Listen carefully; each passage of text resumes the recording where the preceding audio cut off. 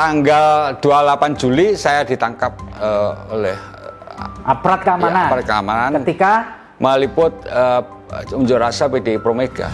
Saya mendapat kepercayaan menjadi ketua DPC PDI Perjuangan bersama Pak Baktiono sebagai sekretaris dan Pak Taru Sasmito sebagai bendahara. Ya tentu mengejutkan kita semua. Jadi sampai sendiri juga terkejut. Juga terkejut. Nah setelah dapat ini kan nggak ringan, jadi ketua DPC PDI Surabaya nggak ringan. Grogi nggak sampai? Grogi. Ini saya bertanya berandai-andai. Anda boleh jawab, boleh tidak. Iya. Kalau Anda ditunjuk oleh ketua partai tahun 2024 maju sebagai wali kota Surabaya, berani nggak sampai?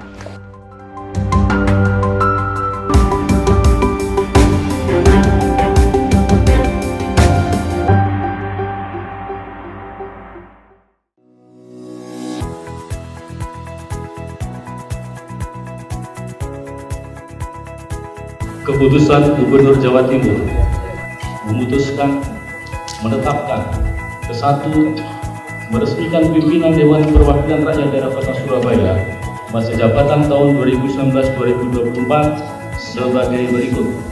1. Dominikus Adi Sutarwiono SIP dari Partai Demokrasi Indonesia Perjuangan sebagai ketua.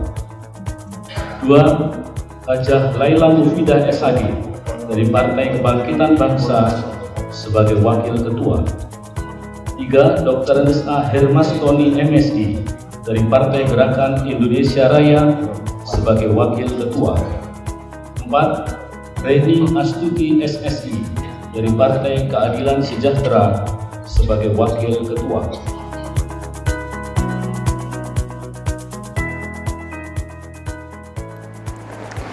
Assalamualaikum warahmatullahi wabarakatuh. Salam damai sejahtera buat kita semua. Om Swastiastu, Namo Buddhaya, dan salam kebajikan. Kembali bersama saya Feby Mahendra, Direktur Pemberitaan Tribun Network, yang juga pemimpin redaksi Harian Surya. Saya sekarang berada di kota Surabaya, tempat tinggal saya.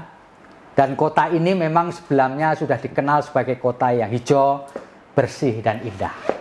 Dalam kesempatan ini saya akan ngobrol dengan Ketua DPRD Kota Surabaya. Beliau bernama Adi Sutarwiono, akrab dipanggil Cak Awi. Saya bersama beliau sekarang, kita akan ngobrol banyak. Sekaligus beliau ini adalah Ketua DPC PDI Perjuangan.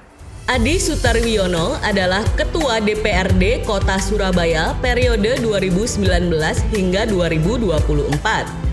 Pria yang akrab disapa Cak Awi ini menjadi Ketua DPRD setelah partainya yakni PDIP memenangi kursi DPRD Surabaya dengan 15 kursi. Pria kelahiran Kota Blitar ini juga dipercaya menjadi Ketua DPC PDIP Surabaya. Semasa kuliah di FISIP UNER, Cak Awi aktif di Badan Perwakilan Mahasiswa. Begitu lulus pada 1993, Awi menyalurkan ilmunya menjadi wartawan Harian Surya dan di majalah Tempo. Dengan pengalaman di jurnalistik itu, Cak Awi kemudian memutuskan terjun ke dunia politik di akhir tahun 2003. Pak Adi, Assalamualaikum. Waalaikumsalam. Sehat hari ini? Sehat. Pak Adi, Cak Awi lah kita panggilnya biar akrab. Cak Awi bisa cerita nggak? Dulu Anda adalah anggota DPRD dari fraksi PDI Perjuangan, lalu kemudian dipercaya mendapatkan amanah sebagai Ketua DPRD Kota Surabaya. Kebetulan Kota Surabaya ini kota yang dikenal, kota kedua dari yang luasnya atau ramainya di Indonesia nomor 2. Apa bedanya tugas Anda waktu Anda masih menjadi anggota biasa dan sekarang menjadi Ketua DPRD?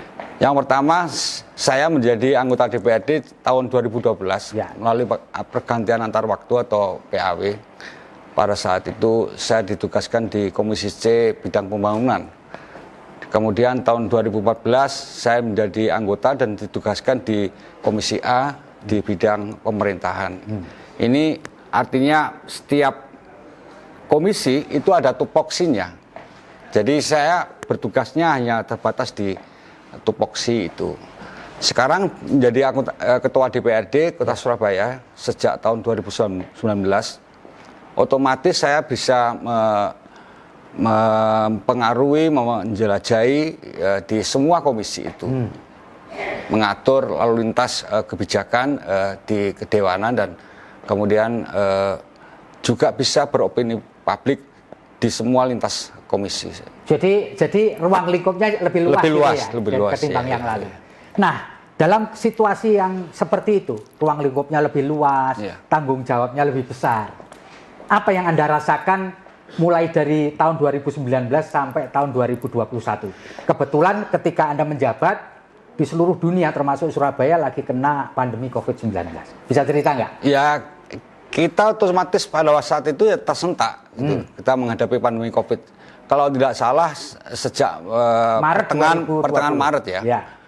Ketika Bu Risma kemudian memberlakukan berbagai pembatasan di Kota Surabaya ini. Kemudian pemerintah pusat juga kemudian minta kepada seluruh pemerintah daerah untuk melakukan refocusing anggaran. Nah, ini menariknya begini, Cak Awi. Surabaya termasuk yang disorot ya secara nasional karena waktu itu ada guyonan bahwa kota Surabaya ini bukan hanya merah tapi hitam. Anda sebagai ketua DPRD yang punya mitra dengan pemerintah kota Surabaya dalam konteks ini adalah wali kota Bu Risma. Apa yang Anda alami pada waktu itu? Ya, kita membantu bersama kawan-kawan sekalian untuk meringankan beban dari kota ini. Terutama pada saat itu Surabaya dicitrakan sebagai kota yang hitam pekat gitu ya. Sekarang hasilnya sudah terlihat, sekarang sudah semakin landai angka COVID-nya, yang positif COVID. Setiap hari bahkan kasusnya hanya puluhan saja. Pada waktu awal-awal pandemi lalu, itu yang Anda lihat, yang Anda rasakan, sehingga kemudian Surabaya menjadi kawasan hitam itu apa sih yang terjadi? Ya, semua tergopoh-gopoh soal itu. Pemerintahnya tergopoh-gopoh, kemudian seluruh aparatur juga tergopoh-gopoh. Karena ini kan masa pandemi yang tidak pernah ada sesuatu yang baru ya. Iya, baru. Ya, belum ada presidennya. Iya. Jadi wajar kalau kemudian semuanya jadi bingung, tergopoh-gopoh ya. Bingung dan kemudian banyak masyarakatnya juga panik. Gitu ya. Iya. Jadi waktu itu peran DPRD untuk mensupport pemerintah Kota Surabaya apa waktu itu? Wujudnya apa? Terutama kita pada refocusing anggaran. Oke, refocusing anggaran ya. Sehingga pemerintah kota, wali kota Surabaya bersama wakil wali kota bisa leluasa untuk memfokuskan anggaran yang dibutuhkan di masa pandemi COVID-19. Anggaran-anggaran untuk pembangunan fisik semua pada waktu itu dipending dan kemudian dana yang ada diarahkan untuk penanganan pandemi COVID-19. Pada waktu terjadi tinggi-tingginya COVID pandemi itu, waktu itu, menurut pengetahuan Anda, DPRD ini kompak semua untuk memberikan support kepada pemerintah atau tidak? Ada sebagian yang mengkritik dan saya kira itu wajar. Memang ini lembaga perwakilan rakyat. Lembaga politik ya? Selain membantu pemerintah juga saya kira DPRD juga harus melakukan balancing dengan pemerintah. Pada waktu itu fokus kritiknya apa? Anda masih ingat? Waktu penanganan COVID, persoalan bantuan penanganan COVID, kemudian bantuan ke masyarakat, bantuan sosial dan sebagainya. Nah, pada saat ini meskipun COVID belum kelar ya, itu ada upaya pemerintah sejak 13 Januari 2021 adalah program yang namanya vaksinasi. Setahu Anda di wilayah kota Surabaya ini, apakah program vaksinasi ini lancar-lancar saja atau sempat ada resistensi, sempat ada pihak-pihak yang menolak atau bagaimana? Sepanjang yang Anda tahu sebagai wakil rakyat. Sejak wali kota pada saat itu Pak Wisnu Saktibuwana membuka vaksinasi, kemudian kita kampanyekan kepada masyarakat bahwa vaksinasi itu kita hanya merasakan sakit sedikit gitu ya. Memang itu diperlukan untuk memproteksi masyarakat, untuk memproteksi diri kita masing-masing. Ya, lambat laun dari upaya-upaya itu semakin banyak orang yang minta vaksinasi. Tapi sebelumnya pernah nggak ada mendengar resistensi orang nggak mau? Iya, pasti ada. Apa itu? Biasanya reasoningnya apa? Alasannya apa? Karena ini suatu yang baru yang kemudian membuat orang khawatir. Gitu. Jadi soal keamanannya ya? Soal keamanan itu yang paling utama gitu. Tapi so far setelah itu malah justru banyak yang minta. Ya? Banyak yang minta, RT RW, tokoh agama semua minta. Gitu. Dan kita salurkan pelaku UMKM, pedagang pasar itu minta semua. Sepengetahuan Anda sejauh ini, dari target yang akan divaksinasi itu di Surabaya ini sudah berapa persen setahu Anda? Detailnya saya kurang tahu. Ya. Tapi saya melihat pemerintah kota semakin masif melakukan vaksinasi di berbagai tempat, gitu. Di berbagai tempat. Oke. Nah, di tengah tugas Anda sebagai Ketua DPR ada pergantian wali kota. Iya. Dari Bu Risma kepada Pak Eri Cahyadi. Kebetulan juga wali kota yang terpilih sekarang adalah disorong oleh PDI Perjuangan. Nah, salah satu tugas berat dari wali kota adalah meneruskan apa yang sudah dilakukan oleh wali kota sebelumnya. Ya. So far yang Anda lihat setelah dilantik menjadi wali kota Surabaya sekitar 3 bulan yang lalu, apakah progresnya sudah sesuai dengan apa yang diestimasikan oleh wakil rakyat kita, terutama Anda sebagai Ketua DPR? Ya, Pak Eri Cahyadi dan Pak Armuji ketika dilantik pada tanggal 26 Februari 2021 menghadapi persoalan yang pertama adalah keterbatasan anggaran. Oke, satu keterbatasan anggaran ya. Sehingga tidak bisa memilih banyak. Oke. Kebijakan ini harus diatur pada fokus yang itu bisa kena langsung ke masyarakat. Jadi super prioritasnya ya, karena keterbatasan anggaran harus ada super prioritas. Tidak seperti di masa pandemi, sebelum di masa pandemi yang kemudian ada 10,3 triliun. Ini semua masih angka virtual semua ketika Pak Eri menjabat. Itu satu tadi ya, keterbatasan anggaran. Yang nomor 2? Yang kedua adalah penanganan pandemi COVID-19.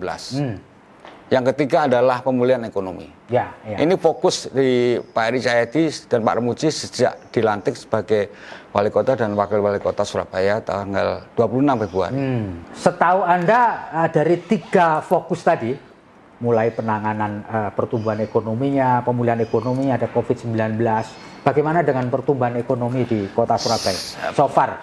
Ya, kita mendorong terus wali kota dan wakil wali kota untuk membuka keran kelonggaran ekonomi, dan saya kira sudah terbitkan peraturan wali kota yang mengatur. Jadi jam berjualan yang semula jam 10 sekarang dilonggarkan jam 11 gitu. Kemudian ada lagi upaya-upaya lain untuk mengendos pertumbuhan ekonomi itu. Memang dengan keterbatasan anggaran itu kita sudah menyuarakan kepada wali kota dan wakil wali kota dan juga pemerintah kota bahwa keran ekonomi harus buka. Tidak bisa seketat seperti dulu.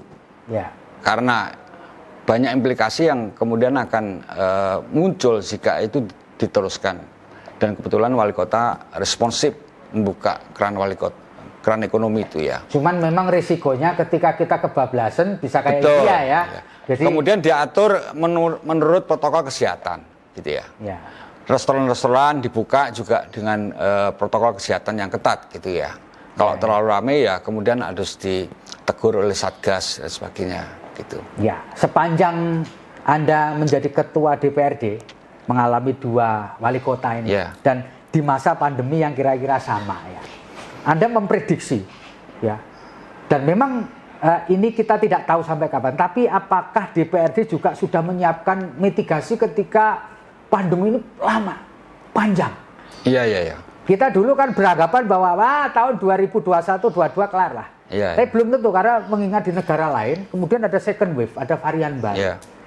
Nah, apakah Anda sebagai ketua DPRD sempat memikirkan ini mitigasinya bagaimana kalau panjang sekali? Ya, saya melihat pemerintah kota Serang sudah cukup piawai berpengalaman menangani pandemi COVID-19.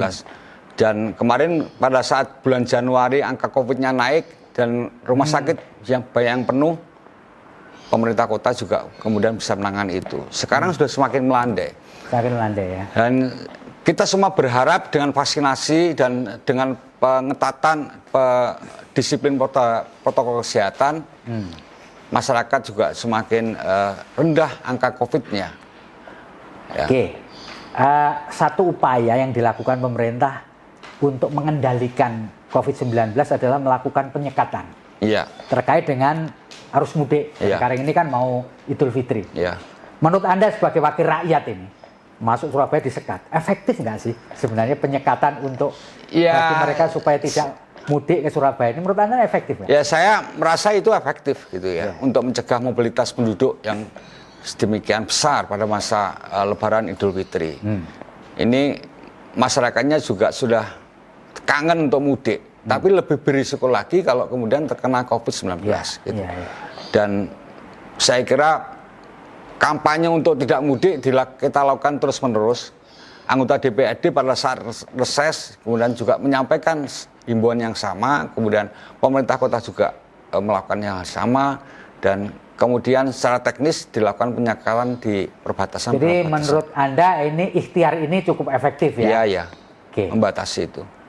Tapi juga mendorong pertumbuhan ekonomi di tingkat lokal, misalkan kulinernya di Surabaya dibuka dan sebagainya. Oh, di satu sisi itu ya.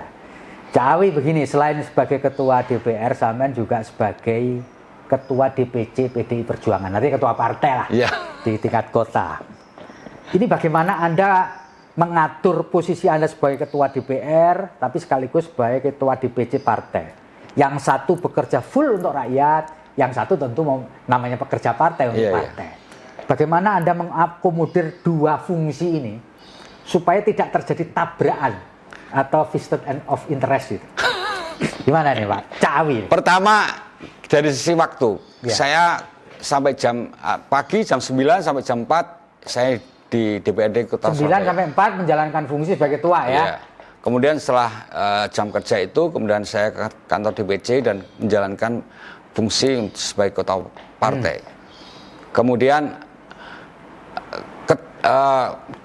disiplin pada regulasi di DPRD itu adalah kunci, gitu, untuk supaya tidak menabrak kesana kemari. Gitu. Upaya yang pertama Anda mengatur waktu ya. Iya betul. Kalau memang saatnya bekerja untuk DPRD ya bekerja DPRD. Iya. Ketika ini Pak. Lah kalau ada rapat-rapat di tengah itu bagaimana?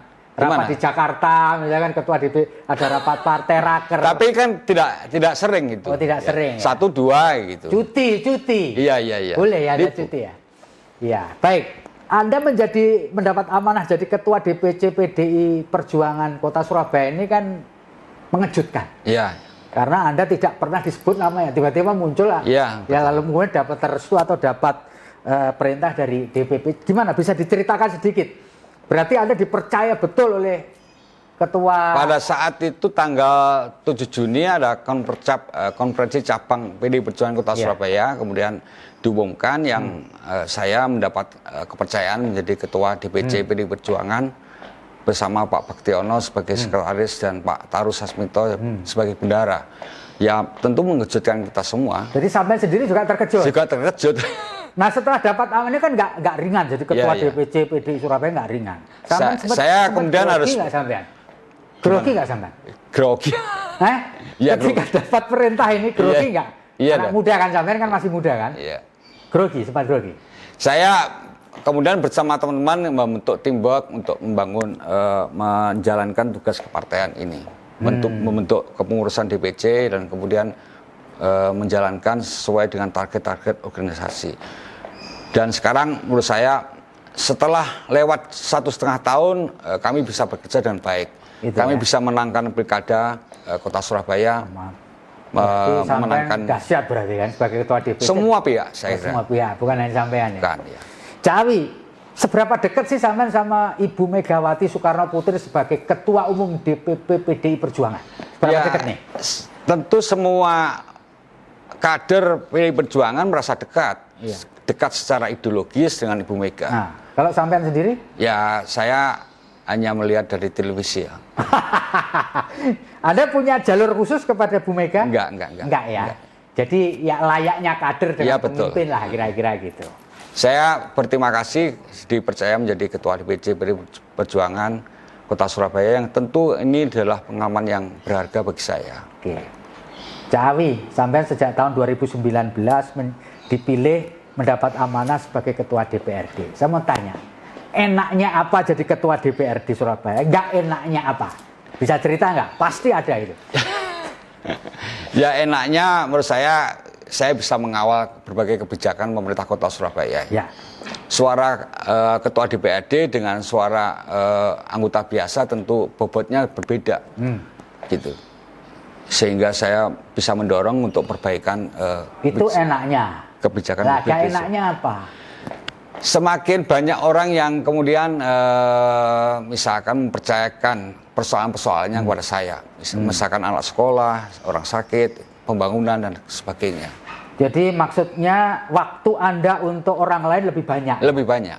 Ya. Lebih banyak. Cak Awi, Anda adalah tokoh muda, tentu orang kepingin tahu, pembaca kita kepingin tahu. Riwayat hidup Anda mulai dari Anda kecil sampai pada pencapaian sebagai ketua DPRD itu Anda bisa cerita nggak? Anda lahir di mana, Iya. SD-nya di mana, SMP di mana, kuliah di mana, terus karir Anda setelah itu apa? Silakan. Saya lahir di Blitar tanggal 4 Agustus 1968. Jadi setelah pergantian rezim di Indonesia. SD-nya di mana? Kemudian SD-nya di Blitar, saya SD apa itu? Coba SD Karangsari 2. Nah, SD Karangsari 2, Kota Blitar. Ya, Kota. Lanjut. Kemudian ke SMP Negeri 1 Blitar dan SMA Negeri 1 Blitar dan kuliah di Ilmu Politik Universitas Erlangga. Nah, setelah itu? Kemudian saya bekerja sebagai wartawan Surya.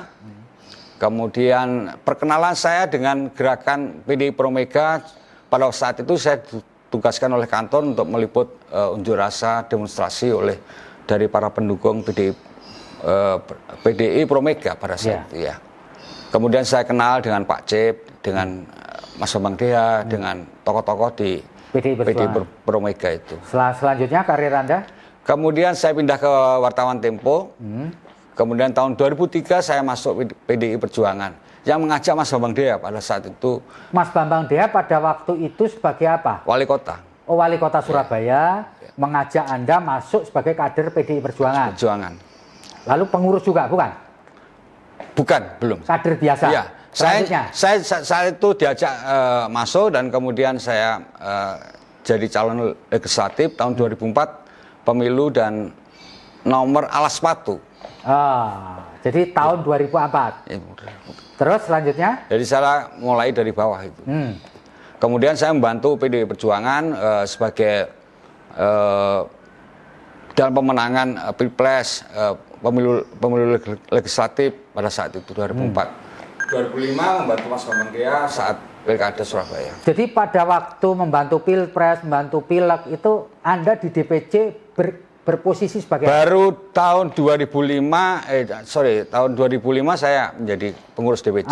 Dalam konteks ini apa? Jadi saya pada waktu itu dipercaya di bidang wakil ketua DPC PDI Perjuangan bidang Infocom. Oh, Infocom, informasi dan komunikasi. Yang dekat dengan wartawan ya. Profesi saya, wartawan. Oke, baik. Nah, setelah itu Anda mulai masuk sebagai anggota DPRD Kota Surabaya kapan? Tahun 2012.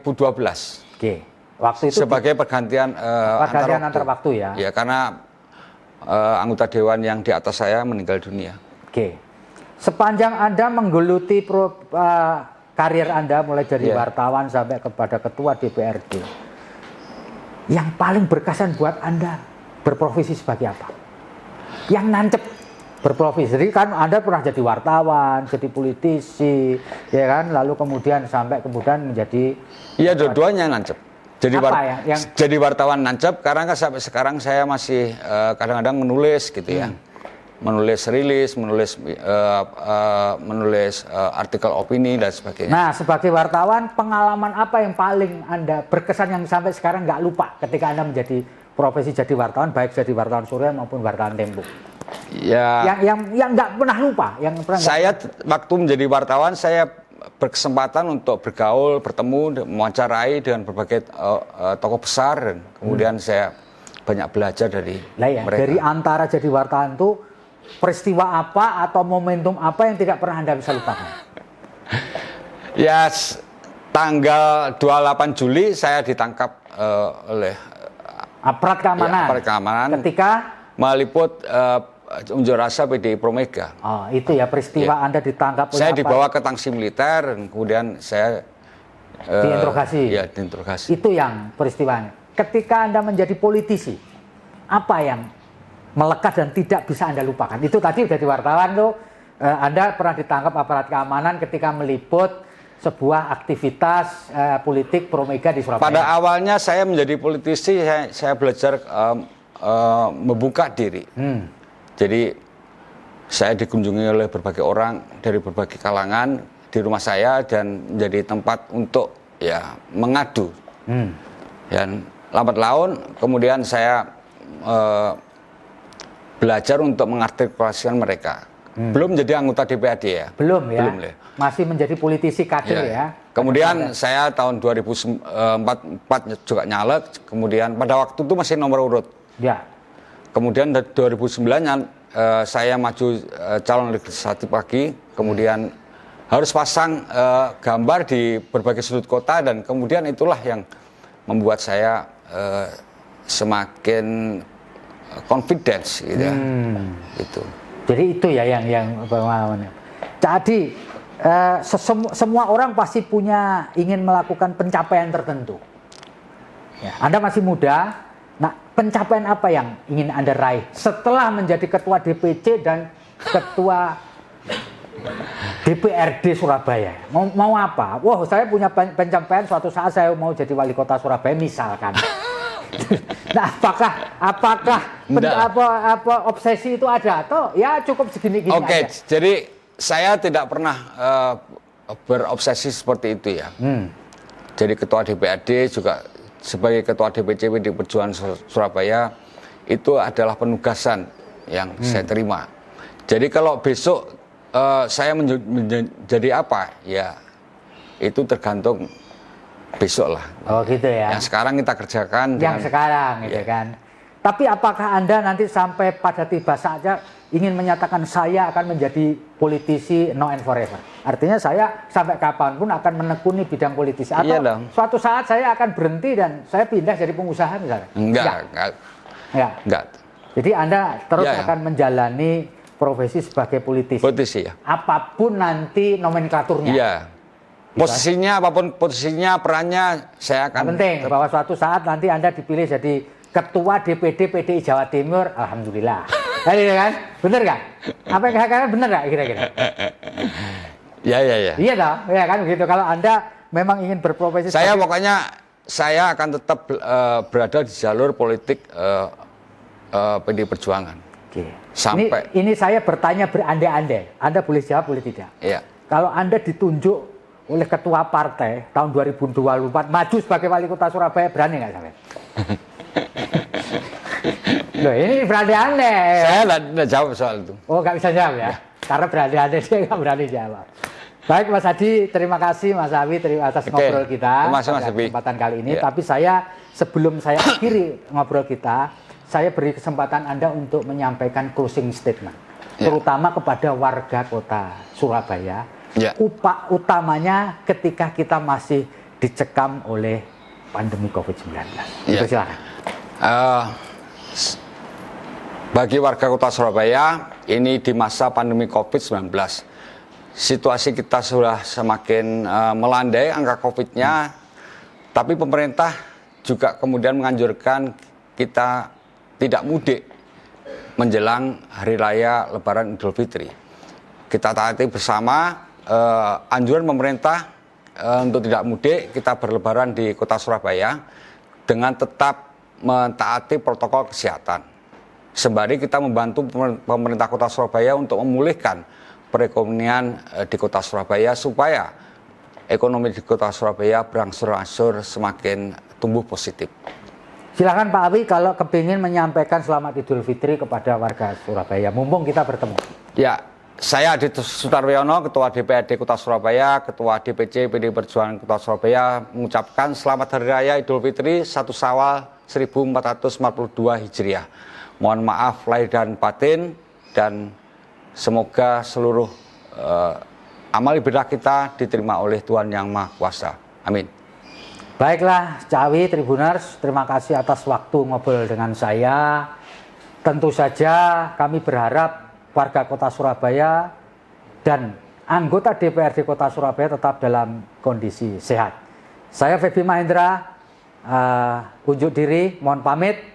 Assalamualaikum warahmatullahi wabarakatuh. Waalaikumsalam. Om Santi Santi Om, salam sehat.